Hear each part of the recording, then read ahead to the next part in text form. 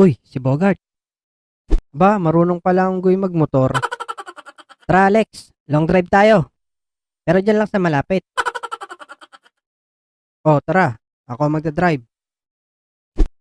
Ingatan mo ha. Bagong-bago pa kasi to eh. Wala ka bang tiwala sa akin? A few inches later. Hindi ka ba nalulunod, Bogart? Bakit naman malulunod? Eh, malakas ang hangin kasi baka nasisinghot mo lahat. Ano? Kalokohan mo.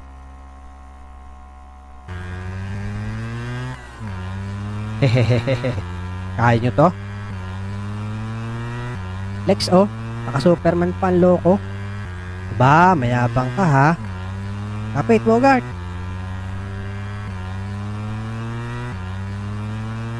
Boom, iwan.